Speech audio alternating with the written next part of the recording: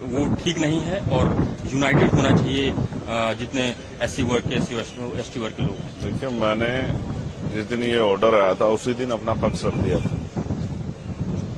पहली बात, SC ST का जो रिजर्वेशन है उसका आधार आर्थिक नहीं है कि उसमें क्रीमी लेयर या वर्गीकरण किया जाए। उसका आधार जो है वो अनटचेबिलिटी है, छुआछूत है, भेदभाव है, जातीय उत्पीड़न है। तो सर्वोच्च न्यायालय को हमारी फिक्र, ये बहुत अच्छी बात है, लेकिन सर्वोच्च न्यायालय को सबसे पहले उनके ऑर्डर के अकॉर्डिंग जातिगत जनगणना करानी पड़ेगी, फिर उसके आंकड़े जुटाने पड़ेंगे, उसके आर्थिक आंकड़े भी जो है जारी करने पड़ेंगे, तभी वो इस चीज सब चीजें कर सकती है। तो उनको करना पहले चाहिए। अगर वो दलित वर्गों के इतनी हितैषी हैं तो उनको सब सारा बैकलॉग भरवाना चाहिए और जातिगत जनगणना के ऑर्डर सरकार को देने चाहिए। अगर एससी एसटी एकजुट रहेगा तभी अपनी लड़ाई लड़ पाएगा।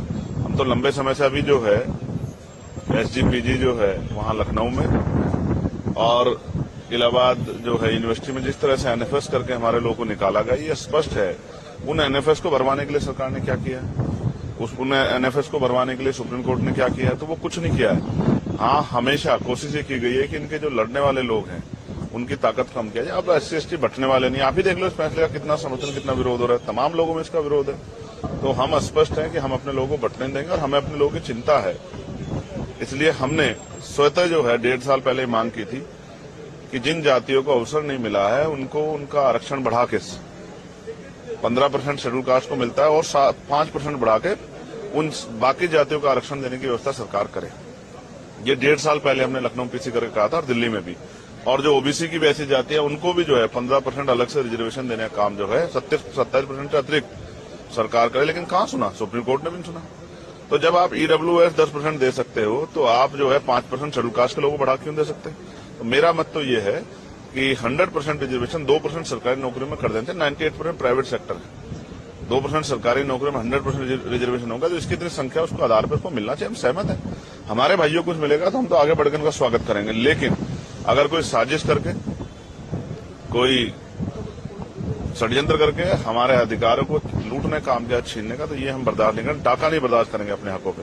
इसके लिए चाहे सरकार से जो है अध्यादेश लाने की बात हो, चाहे सुप्रीम कोर्ट में जो है रिपिटिशन दाखिल करने की बात हो, या मैं आज सारे मेंबर ऑफ पार्लियामेंट जो शेड्यूल कास्ट शेड्यूल ट्राइब के हैं या जो सामाजिक न्याय को मानते हैं उन सबसे चर्चा करूंगा और बहुत जल्द जो है एक बड़ा जो है हम अपना इस संघर्ष का स्वरूप सरकार और सुप्रीम कोर्ट को दिखाएंगे। हम अब पीछे हटने वाले नहीं। हम अपने अधिकारों के लिए, स्पेशली मैं चंद्रशेखर आजाद, अपने लोगों के अधिकारों के लिए, बाबा साहब अम्बेडकर ने कहा था कि जब मेरे हित में और देश हित में टकराव होगा तो मैं देश की तरफ रहूंगा, लेकिन जब मेरे समाज के हित में और देश हित में टकराव होगा तो मैं समाज की तरफ रहूंगा। मैं फिर आज कहता हूं कि अगर कोई भी हमारे अधिकारों छीनने काम करेगा तो हम हर कीमत चुकाने के लिए तैयार हैं। मैं अपने समुदाय के साथ खड़ा हूं, उनको ना बंटने दूंगा, ना उनके अधिकार में कटौती होने दूंगा।